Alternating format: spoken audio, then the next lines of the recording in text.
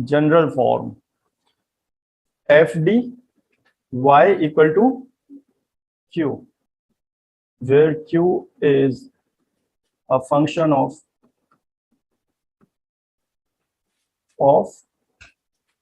x, और कोई constant भी हो सकता है, सम कांस्टेंट लिख देते हैं। ये है general form where q is the function of x, और कोई क्या हो सकता है, कांस्टेंट। एंड d का मतलब क्या है, d अपॉन dx। तो ये समझ आ गया होगा शायद सभी को फर्स्ट पॉइंट। अगला पॉइंट, जनरल फॉर्म ये है जहां पर dy upon dx, sorry d upon dx d है और q है फंक्शन ऑफ x। इसके बाद हम निकालेंगे auxiliary equation.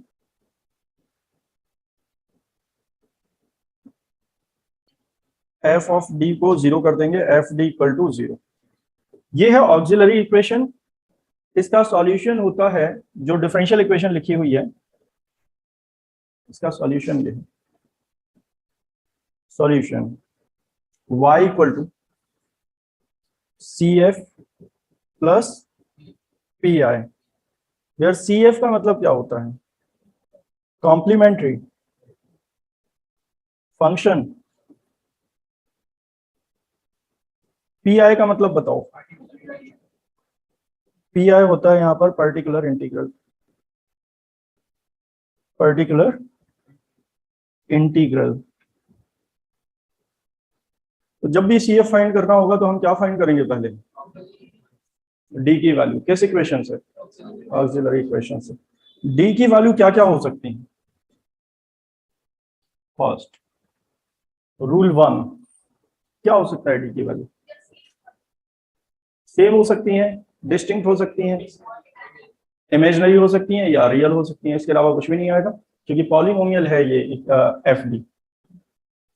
If D equal to alpha beta, C F मतलब कॉम्प्लीमेंट्री फंक्शन, ये होता है c1 e to the power alpha x plus c2 e to the power beta x. If d equal to alpha beta gamma, अब बताओ C F क्या होना चाहिए, c1 e to the power alpha x plus c2 e to the power beta x, और क्या आएगा plus c3 e to the power gamma x. अब ऐसे समझो, d की दो वैल्यू कब आएंगी, जब डिफरेंशियल इक्वेशन का ऑर्डर क्या होगा, 2 होगा, तभी तो d स्क्वायर आएगा, और d स्क्वायर आएगा तो दो वैल्यू आएंगी। और अगर डिफरेंशियल इक्वेशन का ऑर्डर 2 है तो कांस्टेंट कितने होंगे, 2। 3 वैल्यू तब आएंगी जब ऑर्डर क्या होगा, 3। तो आर्बिट्ररी कांस्टेंट भी कितने होंगे। अब अल्फा बीटा गामा डेल्टा क्या लिखेंगे बताओ, अगर हम अब लिखें d equal to alpha beta gamma delta, एक और ऐड हो जाएगा c4 e to the power delta x. If d equal to alpha alpha, बताओ क्या आएगा, C F. C F equal to लिखेंगे c1 plus c2 x bracket के बाहर e to the power alpha x. If d equal to alpha alpha alpha, कौन बताएगा C F, c1 plus c2 x plus c3 x square e to the power alpha x. चलो अब बताओ alpha alpha alpha alpha, c4 x cube add हो जाएगा, बाकी यही है।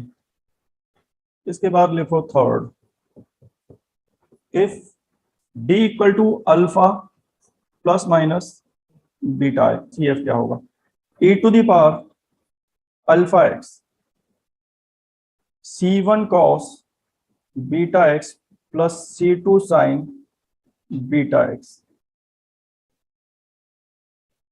If d equal to alpha plus minus beta है, अगर ये रिपीट हो गए, अब बताओ, अब इसमें बहुत कंफ्यूज होने की जरूरत नहीं है, ये सबको पता है, e to the power alpha x तो आएगा ही। बस देखो यहां जब रिपीट हो गए ना तो c1 प्लस c2 कितने कांस्टेंट आएंगे इसमें, 4 आएंगे, 4 रूट है ना ये, तो बस ये C1 की जगह हो जाएगा C1 plus C2x cos beta x as it is. C2 के प्लेस पर क्या हो जाएगा C3 plus C4x sine beta x. Fourth, if d equal to alpha plus minus under root beta, CF e to the power alpha x इसमें भी है, C1 cos hyperbolic under root beta x, ठीक है, plus C2 sine hyperbolic under root beta x. ये clear हुआ। If d equal to alpha plus minus under root beta comma alpha plus minus under root beta, बताओ CF क्या आएगा, e to the power alpha x bracket में C1 plus C2x cos hyperbolic under root beta x plus C3 plus C4x sine hyperbolic under root beta x. Complementary function find करने के केवल यही rule हैं। जब ये हम सीख लेंगे तो फिर पर्टिकुलर इंटीग्रल सॉल्व करना सीखेंगे।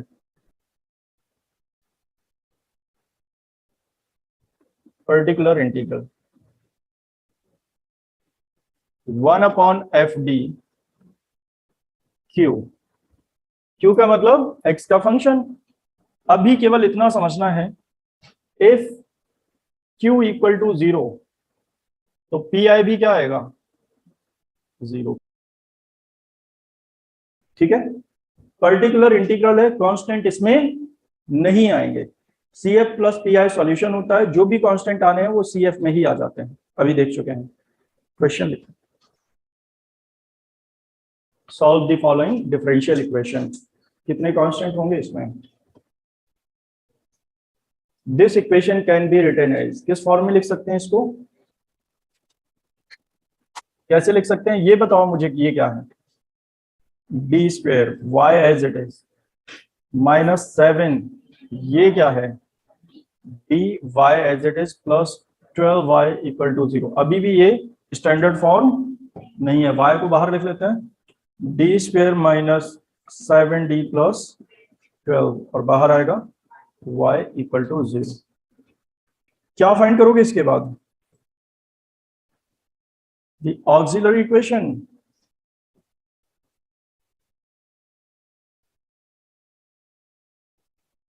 F D equal to 0 that is D square minus 7d plus 12 equal to 0। अब इससे d की कितनी वैल्यू आएंगी, डिपेंड करता है वो इक्वल है या अनइक्वल है, उस पर डिपेंड करेगा CF। फैक्टर करते हैं, मल्टीप्लाई करने पर 12, ऐड करने पर 7, D square minus 4d minus 3d plus 12 equal to 0। d common लेंगे d माइनस 4 माइनस 3 कॉमन लेंगे d minus 4 equal to 0। d minus 3 d minus 4 equal to 0, then d equal to 3 4। अब ये formula देखो, d equal to कौन सा apply होगा इसमें, first second या थर्ड या fourth, d equal to alpha beta 3 4 distinct है, अल्फा के प्लेस पर 3 और बीटा के प्लेस पर, तो फॉर्मूला होता है C1 e to the power alpha x C2 e to the power beta x. जब अल्फा और बीटा 3 और 4 हो गए तो क्या लिखेंगे, C1 e to the power 3x plus C2 e to the power 4x, और यही CF है। CF equal to C1 e to the power 3x plus C2 e to the power 4x। Pi equal to 0 since Q equal to 0, that is RHS of given equation equal to 0। अब solution क्या आ जाएगा, y equal to CF plus Pi, y equal to C1 e to the power 3x plus C2 e power 4x।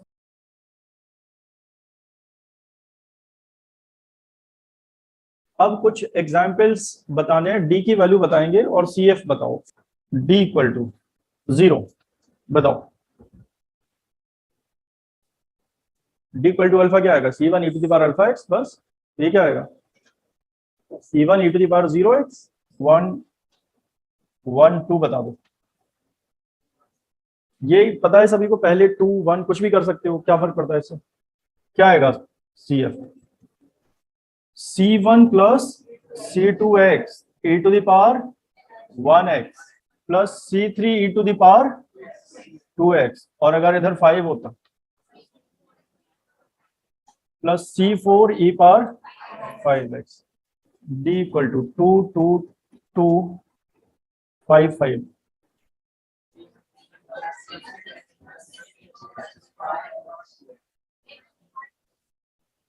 फिर से बताओ, c1 plus c2x plus c3x square,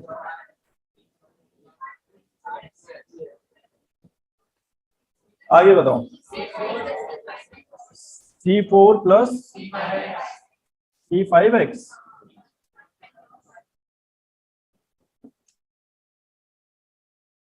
d equal to 2 3 plus minus 4i 2 1/2। चलो comma, हाँ बता रहे हो, c1 e to the power c2 e to the power 1/2x e to the power alpha x, मतलब क्या, अभी तो बहुत शोर मचा रहे थे तुम लोग, अब क्या होगा, alpha plus minus beta e to the power 3x c1 cos beta x plus c2 sin beta x। Question number 3,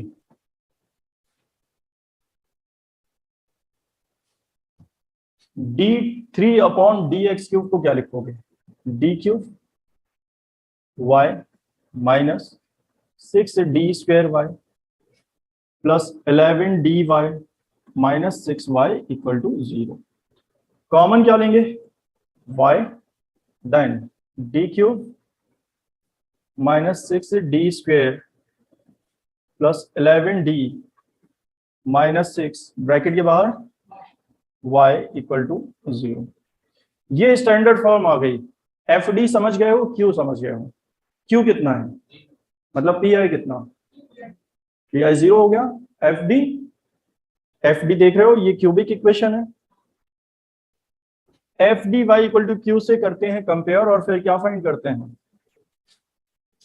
auxiliary equation is क्या आएगा, D cube minus 6d square plus 11d minus 6 equal to 0।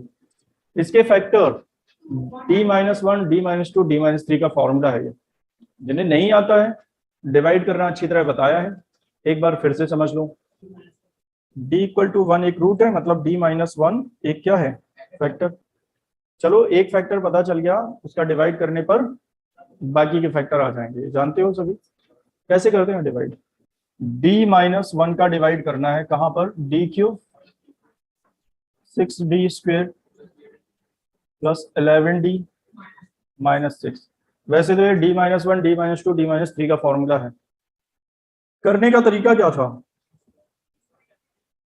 सबसे पहले decreasing order में लिख चुके हैं, ये first का फर्स्ट में डिवाइड करो, मतलब हायर ऑर्डर का हायर ऑर्डर में। d का जब d क्यूब में करोगे तो d स्क्वायर आएगा, और d स्क्वायर का यहाँ मल्टीप्लाई करेंगे, मल्टीप्लाई करने के बाद जो वैल्यू आएगी वो यहाँ लिखेंगे, तो d cube minus d square.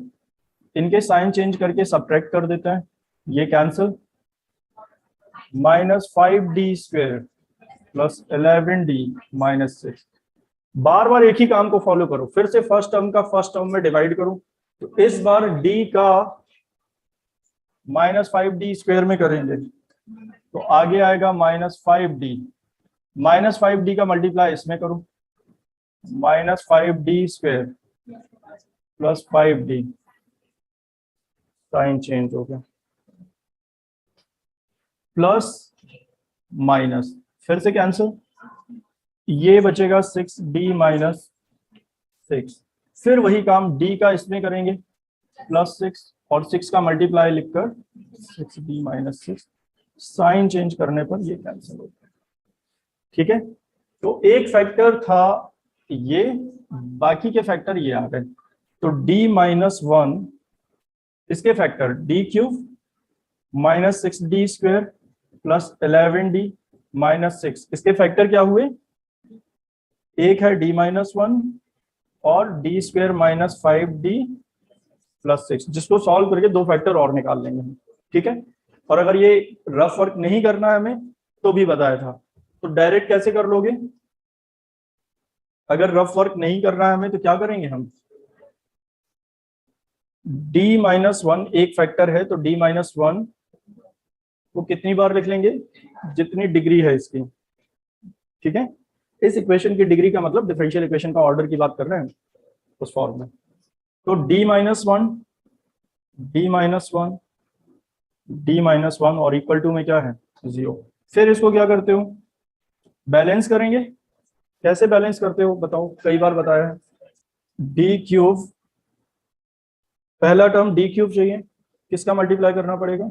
d square का। इसमें भी करेंगे तो d स्क्वायर। फिर उसके बाद है माइनस 6d स्क्वायर, लेकिन जो, हाँ, जो दिया है, जो हमारे पास है वो माइनस डी स्क्वायर है। रिक्वायरमेंट होगी हमें माइनस 5d स्क्वायर की, तब जाके ये दोनों मिलके बनेंगे क्या? Minus 6d square. Minus 5d square कैसे आएगा? माइनस 5d का मल्टीप्लाई करेंगे, लेकिन माइनस 5d का इसमें भी करना पड़ेगा, तो प्लस 5d आ जाएगा। अब उसके बाद 11d है, तो कितनी रिक्वायरमेंट है यहाँ पर? 6d और होना चाहिए, तो उसके लिए किसका मल्टीप्लाई करना पड़ेगा? 6 का। तो यहाँ भी माइनस 6 आएगा। लास्ट वाले टर्म अगर सेम आ जाते हैं मतलब स्टार्टिंग से सही कैलकुलेशन कर रहे हैं। क्या कॉमन ले लें? d माइनस वन हमने कॉमन लिया, d square minus 5d plus 6 equal to 0। अब इसके भी फैक्टर कर लेते हैं। मल्टीप्लाई करने पर 6, ऐड करने पर 5, 3 plus 2 d minus one, d square minus 3d minus 2d plus 6 equal to 0। d minus one, यहां आ जाएगा d minus two, d minus three equal to 0। Then d equal to 1 2 3। अब हम CF फाइंड कर सकते हैं। जब d इक्वल टू 1 2 3 है तो CF क्या आएगा? डिस्टिंक्ट है ये। C1 alpha beta gamma, C1 e to the power alpha x, C2 e to the power beta x और C3 e to the power gamma x। Then यहाँ क्या आएगा? C1 e to the power 1x, C2 e to the power 2x, C3 e to the power 3x।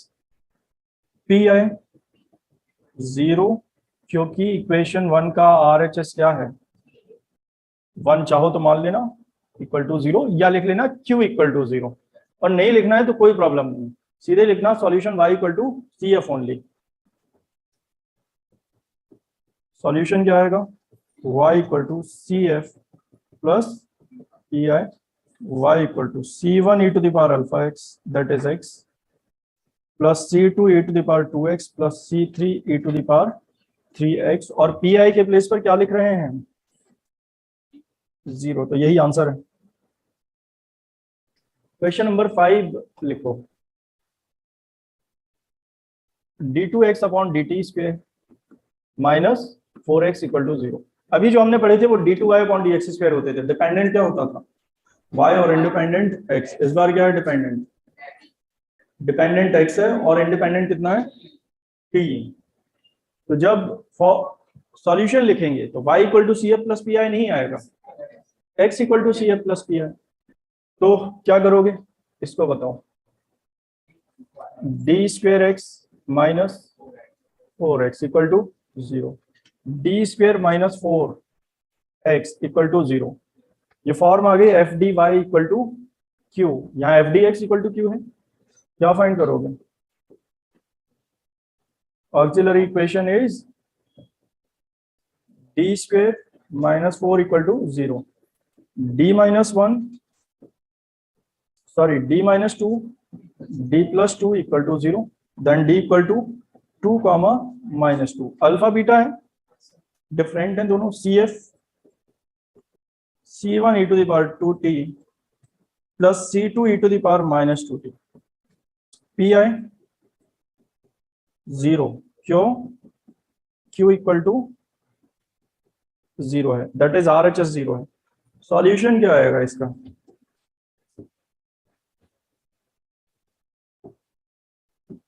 कितना?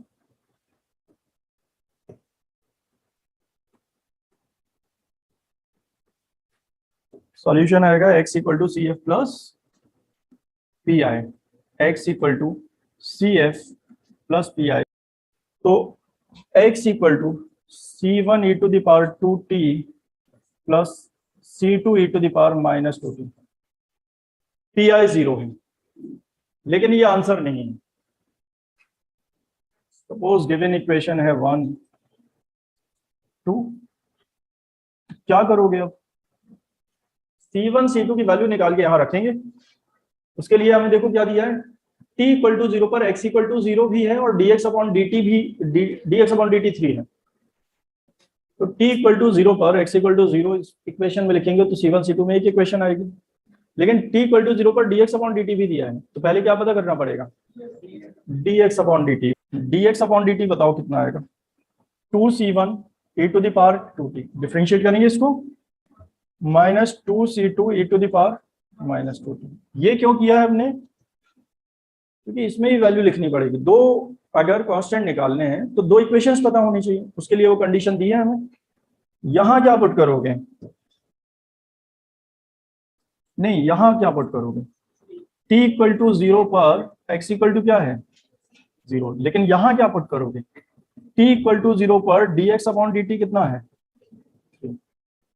C1 e to the power 0, that is 1, plus C2 e to the power 0, C1 plus C2 equal to 0। Equation 1 मान लेते हैं Roman number में, ठीक है।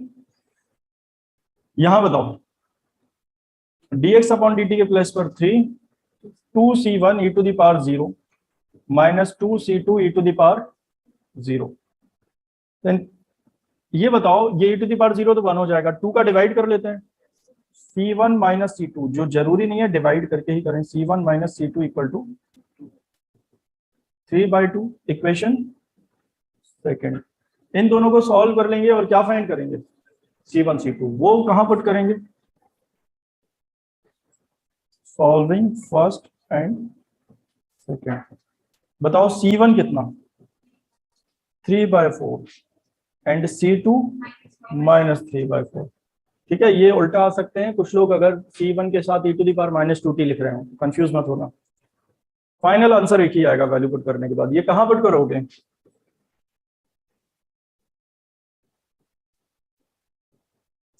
क्या आएगा second में पुट करेंगे तो? x equal to 3/4 e to the power 2t minus 3/4 e to the power minus 2t। बताओ कॉमन क्या ले सकते हो? 3/4 e to the power 2t minus e to the power minus 2t। अभी कुछ फॉर्मूला पढ़े थे हमने, e power theta minus e power minus theta upon 2 sine hyperbolic theta, x equal to 3/2 और एक 2 इसके साथ लिख दिया, e power theta minus e power minus theta upon 2 क्या होता है? साइन हाइपरबोलिक थीटा के प्लेस पर 2t। यही आंसर है, और चाहो तो answer e to the power में भी लिख सकते हो। Question number 9, auxiliary equation is d cube minus 3d square plus 4 equal to 0। अभी एक तरीका बताया था डिवाइड करने का, अब शॉर्ट तरीके से ही करेंगे हम। क्या तरीका है? d इक्वल टू 1 लिखो पहले, सेटिस्फाई हो रहा है क्या? देखो d इक्वल टू -1 हो रहा है। अगर d इक्वल टू -1 लिखेंगे तो 0 इक्वल टू 0 आ गया। इसका मतलब d इक्वल टू -1 एक रूट है इसका, और d इक्वल टू -1 एक रूट है, तो फैक्टर क्या होगा? d+1। और d+1 कितनी बार लिख लें? d+1 दो बार नहीं, जो डिग्री होती है d+1। डिग्री अभी भी कितनी है? डिग्री तो 3 ही है ना इसकी। कैसे बैलेंस करोगे? सबसे पहले डी क्यूब, यहां पर डी क्यूब तो किसका मल्टीप्लाई करना पड़ेगा, डी स्क्वायर का मल्टीप्लाई करना होगा, यहां क्या आएगा डी स्क्वायर। अब क्या करें बताओ, लिखा हुआ है डी स्क्वायर, रिक्वायरमेंट है और चाहिए क्या है -3d², तो क्या और होना चाहिए आगे -4d²। उसके लिए क्या करना पड़ेगा, बाहर -4d, यहां क्या आएगा -4d।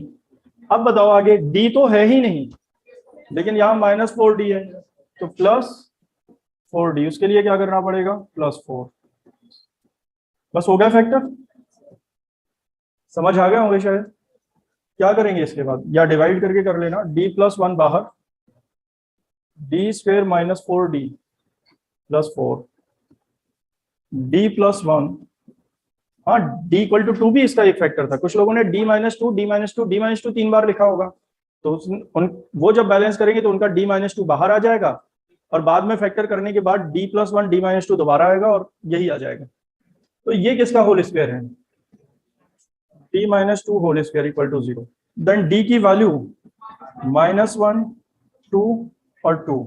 CF बताओ, C1 e⁻⁻x प्लस, क्योंकि ये रिपीट हो गए हैं तो अब दो कांस्टेंट एक साथ आएंगे, बस C1 लिख चुके हैं तो अब C1 नहीं लिखेंगे हम, C2 + C3x e⁻2x, ये CF आ गया।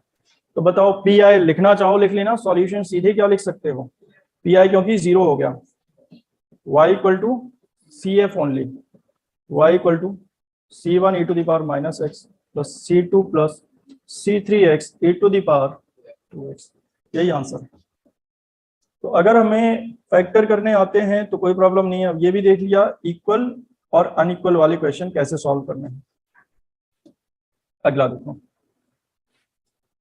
Question number 12।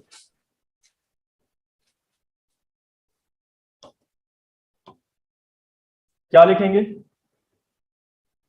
d² y plus 2dy plus 2y = 0, then d² plus 2d plus 2 और ब्रैकेट के बाहर y = 0। क्या फाइंड करोगे अब, auxiliary equation is d² plus 2d plus 2 = 0। बताओ इसके फैक्टर क्या होंगे, कैसे, हाँ चाहो तो क्वाड्रेटिक फार्मूला लगा लो, धाराचार फार्मूला, कुछ लोग परफेक्ट स्क्वायर से कर सकते हैं। ये d² प्लस 2d प्लस 1 कर लो और इक्वल टू में -1 आ जाएगा, समझ पा रहे हो, ये d+1 का होल स्क्वायर और ये i², तो d+1 = ±i, d = -1 ±i आ गया होगा। ठीक है, वैसे अगर फैक्टर कभी भी समझ में नहीं आए तो हमारे पास एक तरीका है, क्या, धाराचार फॉर्मूला क्या होता है, d = -b plus minus √b² - 4ac upon 2a।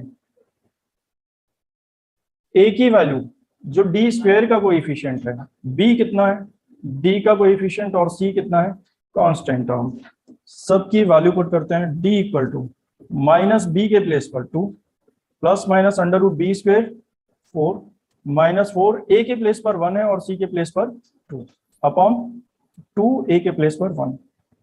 d = -2 plus minus, ये डायरेक्ट करेंगे, अंडर रूट के अंदर क्या लिखा है, ये 4 - 8 -4 अपॉन 2। इसको क्या लिख सकते हो, -2 प्लस माइनस अगर अंडर रूट के अंदर है तो वो i बन जाएगा और 4 बाहर आएगा तो 2 आ जाएगा, तो क्या ये 2i है अपॉन 2। तो d कितना आया, 2 कॉमन लेकर कैंसिल कर दिया, -1 प्लस माइनस i। CF बताओ, e⁻⁻x, alpha plus minus beta है, अल्फा के प्लेस पर -1, बीटा के प्लेस पर +1, अल्फा प्लस माइनस बीटा है। कंपेयर करके देख लो इसको, अल्फा प्लस माइनस बीटा है, अल्फा कितना है -1, बीटा कितना है +1, तो e⁻⁴x C1 cos beta x, beta के प्लेस पर 1, C2 साइन बीटा एक्स मतलब 1। क्लियर हो गया ये? सॉल्यूशन बताओ। y equal to CF, y equal to ये आ जाएगा e to the power minus x C1 cos x plus C2 sin x। यही आंसर होगा इसका। 13th question, d cube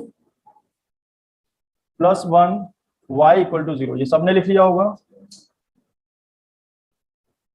auxiliary equation is d cube plus 1 equal to 0। इसके factor करेंगे हम, a cube plus b cube, क्या करोगे?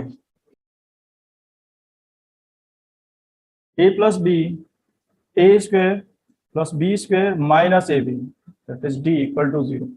d plus 1 को एक बार 0 के बराबर करेंगे, d इक्वल टू माइनस 1 एक रूट है, लेकिन बाकी के रूट किससे आएंगे? उससे, और इसके डायरेक्ट फैक्टर नहीं होंगे। क्या करना पड़ेगा?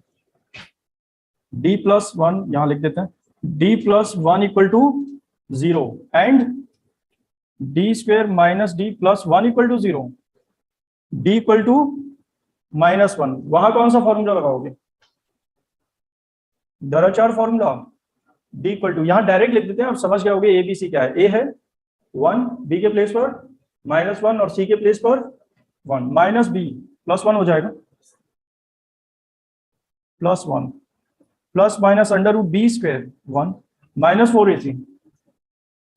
वैसे ओमेगा माइनस ओमेगा आएगा इसका, 1 प्लस माइनस अंडर रूट 3 आए अपॉन 2 और 4 आएगा। ये a और c दोनों 1 है, 1 1 अपॉन 2 1। d की वैल्यू यहां से देखकर समझ गए होगे सभी। 1 प्लस माइनस अंडर रूट 3 रहेगा, अंडर रूट माइनस 3, तो क्या लिखोगे? i under root 3 upon 2। ठीक है, d की वैल्यू फाइनल देखो क्या आ गई, d इक्वल टू, एक तो माइनस 1 है और बाकी के दो क्या है? Alpha plus minus beta i की फॉर्म में लिखोगे तो 2 को अलग कर लो, 1/2 plus minus i under root 3/2। बताओ इसमें अल्फा कितना? 1/2 और बीटा कितना? Under root 3/2। फॉर्मूला बताओ CF का, C1 e to the power minus x, C1 e to the power alpha x plus e to the power alpha x, alpha के place पर 1/2 bracket में C1 cos beta x, beta के place पर under root 3/2 plus C2 sine beta x. ये clear हो गया? Solution बताओ। y equal to CF, PI क्यों नहीं लिख रहे हैं हम? क्योंकि Q इक्वल टू 0 है, तो y इक्वल टू आंसर आ जाएगा C1 e to the power minus x plus e to the power x/2 bracket के अंदर C1 cos under root 3/2x plus C2 sine under root 3/2x। कहां पर? Sorry, हाँ, C1 एक बार लिख चुके हैं, तो ये क्या आएगा? C2 और C3। यहां भी क्या लिखोगे? C2 and C3। Constant change करने पड़ेंगे, 3 कांस्टेंट आएंगे, डिफरेंट कांस्टेंट आएंगे सारे।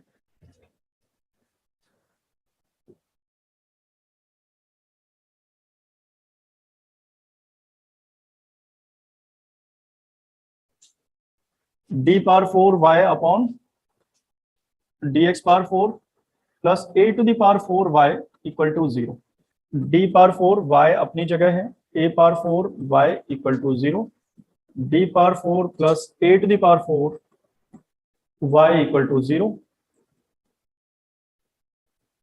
द ऑक्सिलरी इक्वेशन इज, क्या होगा auxiliary equation?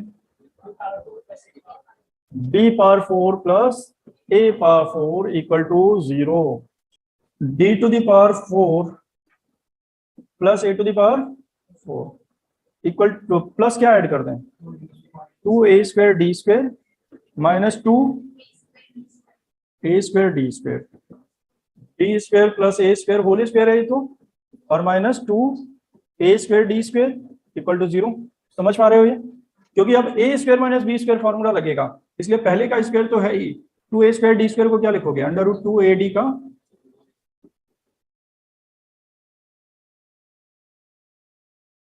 d² plus a² minus √2ad और d² plus a² plus √2ad equal to 0। दो फैक्टर आ गए, जरा चार फॉर्मूला से करेंगे अब हम। d² plus √2ad plus a² equal to 0 and d² plus √2ad plus a² equal to 0।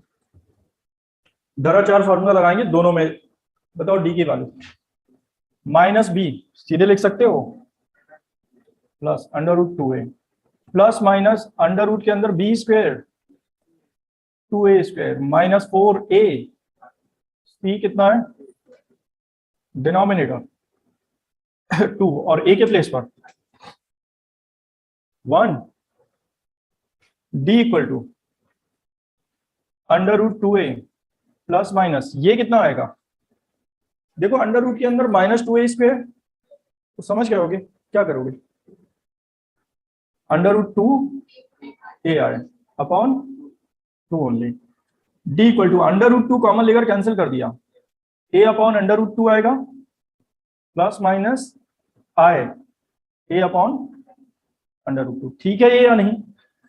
Similarly इसमें क्या चेंजेस आएंगे, minus a upon √2 plus minus i a upon √2, ये कर पाओगे या नहीं।